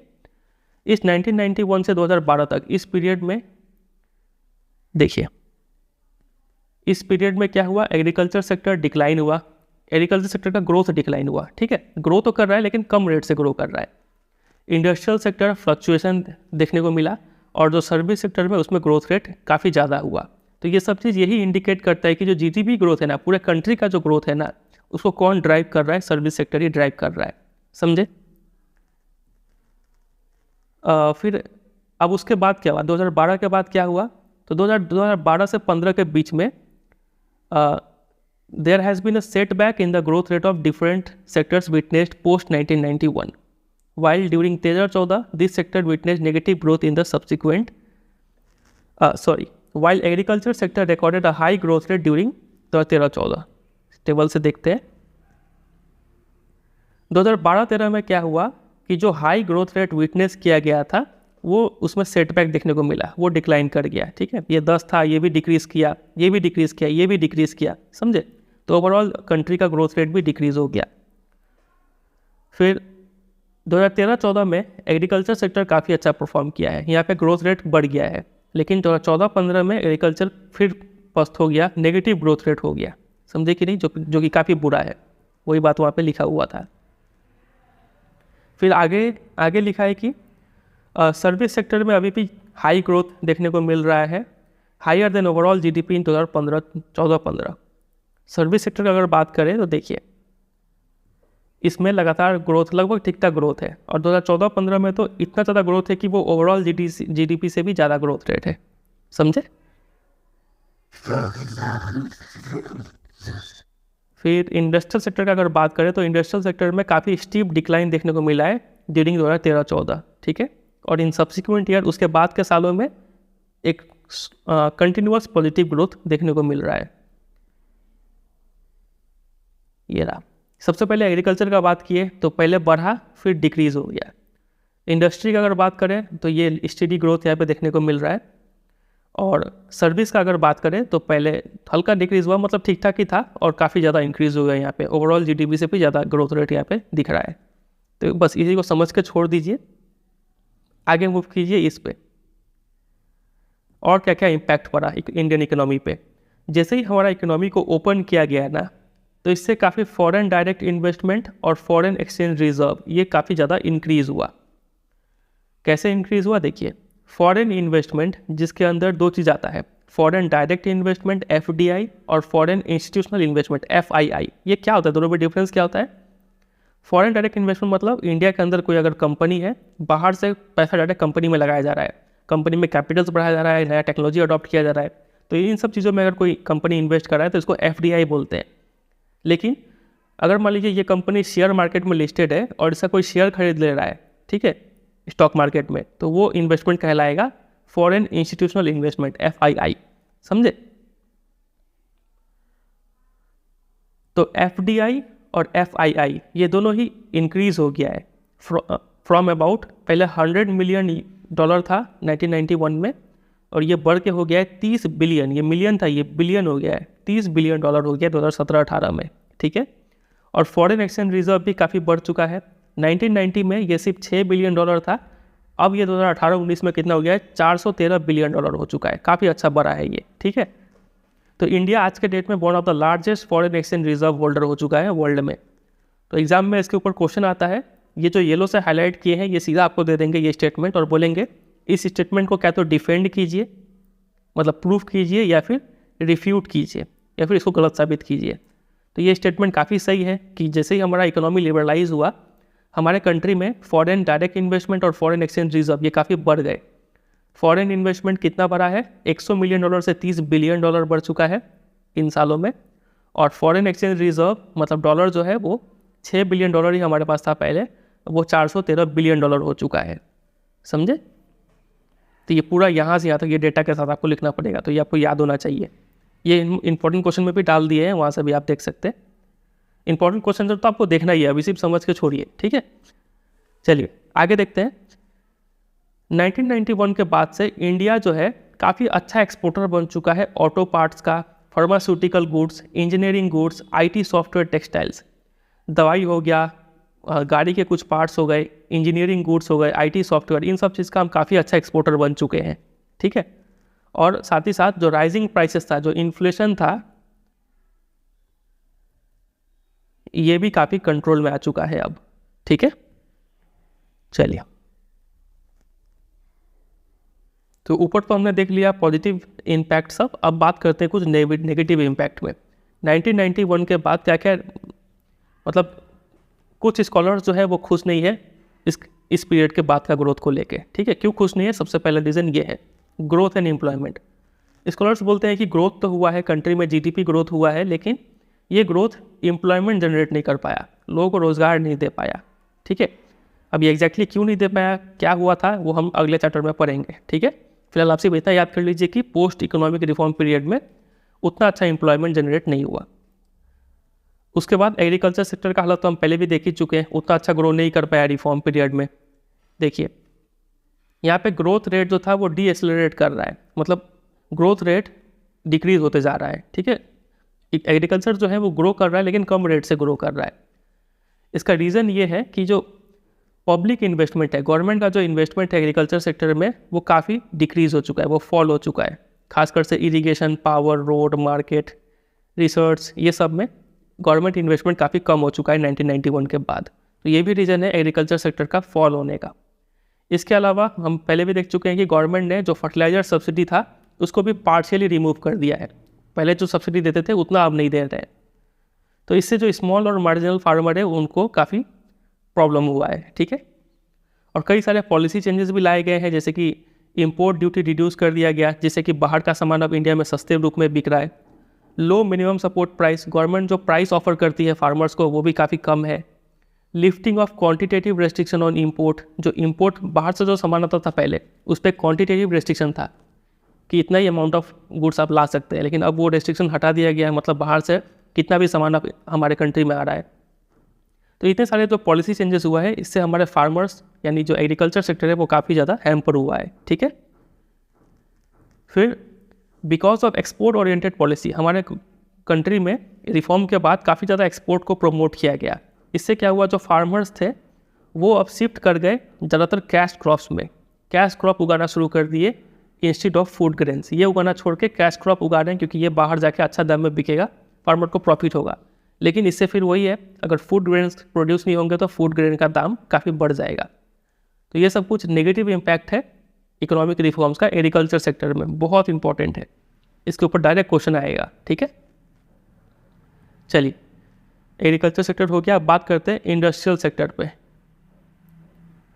इंडस्ट्रियल सेक्टर भी अगर बात करें तो ओवरऑल एक स्लो डाउन यहाँ पे देखने को मिला है। रीज़न वही है, decreasing demand of industrial product. अब आपने इकोनॉमी को तो खोल दिया, बाहर में अच्छे अच्छे कंट्रीज़ के जो डेवलप कंट्रीज़ है वहाँ के काफ़ी अच्छे अच्छे इंडस्ट्रीज़ है, वो लोग ऐसा सामान इंडिया में एक्सपोर्ट कर रहे हैं, इंडिया में आके बेच रहे हैं कि यहाँ के इंडस्ट्रीज़ का सामान बिक ही नहीं रहा है यहाँ पे। ठीक है, तो यहाँ के इंडस्ट्रीज़ का सामान का जो डिमांड है वो काफ़ी डिक्रीज़ हो चुका है। एक तो चीपर इम्पोर्ट्स, ये जो सामान आ रहे हैं काफ़ी सस्ते आ रहे हैं, और यहाँ का गवर्नमेंट जो थी वो अपने इंडस्ट्रीज़ में कम इन्वेस्टमेंट कर रहे हैं। ठीक है, इनएडिक्वेट इन्वेस्टमेंट इन इंफ्रास्ट्रक्चर, इन सब वजह से इंडस्ट्रियल सेक्टर में भी एक स्लो डाउन देखने को मिला है। समझे, cheaper imports have replace the demand for domestic goods. समझ गए, फिर domestic manufacturers are facing competition from imports, ये भी समझ गए। जो इंडिया के जो इंडस्ट्रीज़ है वो काफ़ी कंपटीशन फेस कर रहे थे इम्पोर्ट से, उनके सामने टिक नहीं पा रहे थे। तो ग्लोबलाइजेशन जो है बोल सकते हैं कि ग्लोबलाइजेशन से free movement of goods and service तो हुआ, लेकिन इससे जो लोकल इंडस्ट्रीज़ है वो काफ़ी एडवर्सली इफेक्ट हुए और एम्प्लॉयमेंट अपॉर्चुनिटी भी उतना डेवलप नहीं हो पाया हमारे कंट्री में। चलिए, फिर moreover a developing country like India still does not have the access to develop countries market. ये बात हम पहले भी बता चुके हैं, इंडिया जैसे डेवलपिंग कंट्री को अभी भी डेवलप कंट्री का मार्केट अवेलेबल नहीं है। इंडिया का सामान यूएसए में जाके बिके बहुत कम चांसेस होता है। ठीक है, क्योंकि इसके पीछे रीज़न ये है कि भले ही इंडिया ने सारा कोटा जो भी रेस्ट्रिक्शन था वो सब रिमूव कर दिया है, लेकिन यूएसए जो है वो अभी भी has not removed their quota and restriction on import of textile from India and China. India और चाइना जैसे डेवलपिंग कंट्रीज से जो कपड़े आ रहे हैं उस पर अभी भी यूएसए टैरिफ लगा देता है। ठीक है, कोटा रेस्ट्रिक्शन लगा देता है, जिससे कि यहाँ का सामान फ्रीली यहाँ पे तो नहीं आ पा रहा है, लेकिन यूएसए का सामान यहाँ पे आके बिक रहा है, क्योंकि ये डेवलपिंग कंट्रीज ने सारा रेस्ट्रिक्शन हटा दिया था। ठीक है, लेकिन यूएसए ने ऐसा नहीं किया है। तो ये सब कुछ इम्पैक्ट पड़ा इंडस्ट्री पे रिफॉर्म्स का। ठीक है, अब एक और टर्म है डिसइन्वेस्टमेंट। डिसइन्वेस्टमेंट का क्या इम्पैक्ट पड़ा? डिसइन्वेस्टमेंट अभी आपको बताए थे कि किसी भी गवर्नमेंट कंपनी का शेयर्स सेल कर देना प्राइवेट सेक्टर को। ठीक है, इसको डिसइन्वेस्टमेंट बोलते हैं। तो हर साल गवर्नमेंट जो है डिसइन्वेस्टमेंट का टारगेट फिक्स करती है। फॉर एग्जांपल 1991-1992 में ये टारगेट किया गया था कि जो गवर्नमेंट कंपनी है वहाँ से बेचकर 2,500 करोड़ रुपए आएगा। ठीक है, गवर्नमेंट कंपनी को बेच के, लेकिन उससे ज़्यादा ही पैसा आ गया, 3,040 करोड़ रुपए आ गया। ठीक है, मोर देन द टारगेट। उसी तरीके से 2017-18 में टारगेट था कि इतना करोड़ रुपया उठाया जाएगा गवर्नमेंट कंपनी को बेच के, लेकिन उससे ज़्यादा ही इतना करोड़ रुपया आ गया। तो यहाँ पे जो क्रिटिक्स लोग हैं उनका कहना है कि जो पब्लिक सेक्टर एंटरप्राइज है ना, जिसको काफ़ी मेहनत से स्टार्टिंग में बसाया गया था, इन सब एंटरप्राइज के एसेट्स को अंडर वैल्यू करके कम दाम में बेच दिया जा रहा है प्राइवेट सेक्टर को। ठीक है, ये वो लोग आरोप लगा रहे हैं। इससे क्या हो रहा है, सब्सटेंशियल लॉस हो रहा है गवर्नमेंट को और सेल किया जा रहा है प्राइवेट पब्लिक एसेट को, सरकारी प्रॉपर्टी को सबको बेचा जा रहा है कम दाम पे लॉस लगा के। ठीक है, और इसके अलावा जो भी पैसा आ रहा है ना बेचने के बाद, वो पैसा को यूज़ करना चाहिए था गवर्नमेंट को जो भी एग्जिस्टिंग पीएसी है उसको डेवलप करने में, इंफ्रास्ट्रक्चर डेवलप करने में, लेकिन गवर्नमेंट उस पैसे को यूज़ कर रही है अपना रेवेन्यू शॉर्टेज को पूरा करने के लिए। तो ये तो गलत बात है। ठीक है, तो ये कुछ क्रिटिक्स आर्ग्यू कर रहे हैं, समझे। तो डिसइन्वेस्टमेंट का इम्पैक्ट हमने ये देख लिया। अब बात करते हैं जो फिजिकल रिफॉर्म्स लाया था गवर्नमेंट ने, टैक्स रिफॉर्म्स हो गया, उस पर क्या इम्पैक्ट पड़ा। हमने देखा था कि जो टैक्स रेट था उसको काफ़ी रिड्यूस कर दिया गया था, है कि नहीं, ये एम के साथ कि इससे ज़्यादा पैसा आएगा गवर्नमेंट के पास और टैक्स इवेशन काफ़ी कम होगा। लेकिन ये गवर्नमेंट का एम पूरा नहीं हो पाया, ठीक है। इससे गवर्नमेंट का जो टैक्स रेवेन्यू है वो उतना नहीं बढ़ा जितना कि एक्सपेक्ट किया गया था। इसके अलावा जो टैरिफ रिडक्शन था, have cartel the scope for raising revenue through custom duties. पहले गवर्नमेंट अगर बाहर से कोई सामान आ रहा है इस पर गवर्नमेंट टैक्स लगाती थी, जिसको टैरिफ बोलते हैं ना, तो इस टैक्स लगाने से भी गवर्नमेंट को कुछ प्रॉफिट होता था, पैसा मिलता था। अब टैरिफ कमाने का वजह से गवर्नमेंट का ये इनकम सोर्स भी काफ़ी ख़त्म हो चुका है, ठीक है। और गवर्नमेंट क्या चाहती है, फॉरेन इन्वेस्टमेंट, बाहर से पैसा आए हमारे कंट्रीज़ में, तो उनको बहुत सारा इंसेंटिव देना पड़ता है कि आप गवर्नमेंट फॉर एग्जांपल यहाँ पे कोई इन्वेस्टर है, गवर्नमेंट इसको बोलती है कि आप आइए हमारे पास, फैक्ट्री में पैसा लगाइए, आपको ये टैक्स में छूट दिया जाएगा, ये टैक्स में छूट दिया जाएगा। तो ये छूट देने का चक्कर में गवर्नमेंट का जो रेवेन्यू है वो भी काफ़ी कम हो चुका है टैक्स इंसेंटिव के चक्कर में, ठीक है। तो ये सब कुछ इम्पैक्ट पड़ा है फिजिकल पॉलिसीज़ पे, ठीक है, फिजिकल पॉलिसीज़ का रिफॉर्म में। चलिए, तो यही हो गया, इसी के साथ चैप्टर खत्म है। कंक्लूजन पार्ट यहाँ पे पढ़ते हैं। तो हम देख रहे हैं कि ग्लोबलाइजेशन का जो इम्पैक्ट है वो पॉजिटिव भी पड़ा है, नेगेटिव भी पड़ा है। पॉजिटिव इम्पैक्ट ये दिया हुआ है कि ग्लोबलाइजेशन को ऐसे देखना चाहिए कि ये एक अच्छा अपॉर्चुनिटी प्रोवाइड कर रहा है ग्लोबल मार्केट के लिए। पहले इंडियन में जो कोई सेलर है वो सिर्फ अपने कंट्री में ही सामान बेच पा रहा था, अब पूरा मार्केट, पूरा वर्ल्ड का मार्केट उसके लिए खुला हुआ है। बशर्ते उसको अच्छा प्रोडक्ट बनाना है, कम दाम में बेचना है, तो उसके लिए पूरा मार्केट अवेलेबल है, ठीक है। तो एक तो ज़्यादा मार्केट का साइज़ बड़ा हो गया है, टेक्नोलॉजी काफ़ी अच्छा आ चुका है, possibility of large industries of developing countries to become important players in international arena. कोई ना कोई डेवलपिंग कंट्री में कुछ ऐसा अच्छा इंडस्ट्री भी होते हैं जो काफ़ी इंपॉर्टेंट रोल, मतलब डोमिनेंट रोल प्ले करते हैं डेवलप कंट्रीज़ के लिए भी, ठीक है। तो वैसे इंडस्ट्रीज़ को डेवलप करने का मौका मिला है, तो ये सब कुछ पॉजिटिव इम्पैक्ट हो गया। लेकिन फिर से इसका नेगेटिव इम्पैक्ट भी हमें देखना पड़ेगा। क्रिटिक्स ये बोलते हैं कि ग्लोबलाइजेशन सिर्फ एक स्ट्रैटेजी है डेवलप कंट्रीज़ का कि वो अपना सामान डेवलपिंग कंट्रीज़ के मार्केट में बेच पाए। समझ पा रहे हैं? अगर हम इंडियन कॉन्टेक्स्ट से देखें तो देखिए, इंडिया का अगर बात करें तो 1990s में जो क्राइसिस आया था ना, ये क्राइसिस का मेन रीज़न ये था कि इंडियन सोसाइटी में काफ़ी ज़्यादा इनइक्वालिटी था, जो रिच और पुअर में गैप था वो काफ़ी ज़्यादा था, इसी वजह से ये क्राइसिस देखने को मिला था, ठीक है। ये कई सारे स्टडीज़ में पाया गया है। लेकिन जब रिफॉर्म्स लाया गया तो रिफॉर्म्स लाने का बाद जो ये इनइक्वालिटी है वो और भी ज़्यादा बढ़ गया, ठीक है। वो यहाँ पे लिखा है, जो इस क्राइसिस के रेस्पॉन्स में गवर्नमेंट ने जो पॉलिसी इनिशिएटिव लिया था वो उससे क्या हुआ, वो फर्दर एग्रेवेटेड द इनइक्वालिटी। इससे इनइक्वालिटी और भी ज़्यादा बढ़ गया 1990 के मतलब रिफॉर्म्स के आने के बाद, ठीक है। इससे सिर्फ जो हाई इनकम ग्रुप है, जो पैसे वाले लोग हैं, उन्हीं को बेनिफिट मिला है, और ग्रोथ जो है वो सिर्फ कुछ ही एरियाज़ में हुआ है, ओवरऑल डेवलपमेंट नहीं हुआ है। ये इंडिया का रूप में यहाँ पे बात बोला जा रहा है, समझे। कुछ ही सेक्टर से, जैसे कि सर्विस सेक्टर में telecommunication, information technology, finance, entertainment, travel, hospitality service, real estate, trade, तो ज़्यादातर सर्विस सेक्टर ही डेवलप हुआ है रादर देन एग्रीकल्चर और इंडस्ट्री। इन दोनों को छोड़ के बाकी सारा डेवलप हो चुका है, जो कि अच्छा नहीं माना जाएगा इंडिया के लिए, समझे। तो बस वही सब जनरल बात यहाँ पे लिखा हुआ है। उम्मीद करते हैं आपको ये पूरा चैप्टर समझ में आ गया होगा। इसी के साथ ये चैप्टर एंड हो जाता है, और चैप्टर एंड हो गया तो वीडियो भी एंड होगा। इस चैप्टर का जो नोट्स है वो नोट्स आपको डिटेल नोट्स मेरे वेबसाइट पे मिल जाएगा, वहाँ पे जाके आप उसको तैयार कर लीजिएगा, काफ़ी होगा। ये अंडरलाइन PDF भी आपको वेबसाइट पे मिल जाएगा, वहाँ पे जाके इसको डाउनलोड कर लीजिएगा, और इंपॉर्टेंट क्वेश्चन आंसर्स भी आपको वेबसाइट पे मिल जाएगा। ये तीनों चीज़ आप देख लीजिए वेबसाइट से, और इसके बाहर आपको कुछ तैयार नहीं करना पड़ेगा इस चैप्टर से, समझे। तो चलिए इस वीडियो को यहीं पे एंड करते हैं। उम्मीद करते हैं आपको वीडियो से कुछ सीखने को मिला होगा। वीडियो अच्छा लगा तो जरूर एक लाइक कर दीजिएगा, कुछ डाउट कन्फ्यूजन है तो कमेंट करके बताइएगा, और अपने फ्रेंड के साथ भी शेयर कर दीजिएगा, ठीक है। चलिए एंड करते हैं, मिलते हैं बहुत जल्द किसी और वीडियो में। तब तक के लिए bye bye and take care.